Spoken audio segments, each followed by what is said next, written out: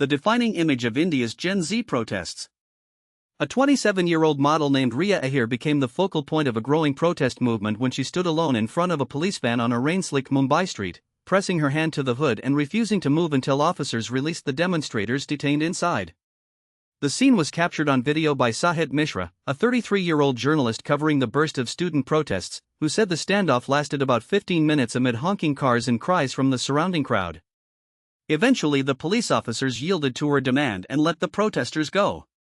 The footage and photos of Ahir's stand quickly went viral, racking up hundreds of thousands of views across social media platforms and highlighting both the rapid spread of the new protest movement and the determination of the young people leading it.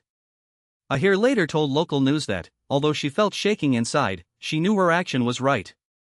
Mishra noted that her courage helped unify protesters who had been facing a heavy police presence, describing the moment after their release as electric, with people cheering and embracing one another. The protests originated in New Delhi, where thousands have gathered near Parliament in recent days, returning even after police cracked down with force.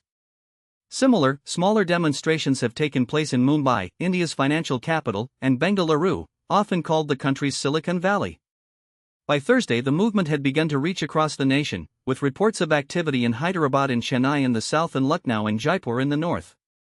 The Cockroach Jana Party, a group that started as satire and took its name from an insult, says it is organizing the protests and has already reached 30 cities. The party has called for nationwide rallies on Friday. The underlying anger stems from leaks of medical school entrance exams that occurred in May, forcing millions of students to retake their tests. Those leaks have become a symbol of what protesters see as a broken education system and the difficulty young Indians face in finding secure jobs. Beyond education, the movement reflects broader frustration with perceived government inaction on corruption and mismanagement of public services. The demonstrations represent one of the most substantial challenges to Prime Minister Narendra Modi during his 12 years in power.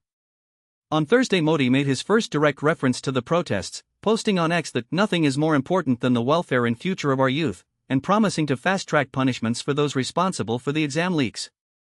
Many participants are students who have been directly affected by the exam leaks and who cite both education reform and better job opportunities as central demands of the movement. Thanks for listening.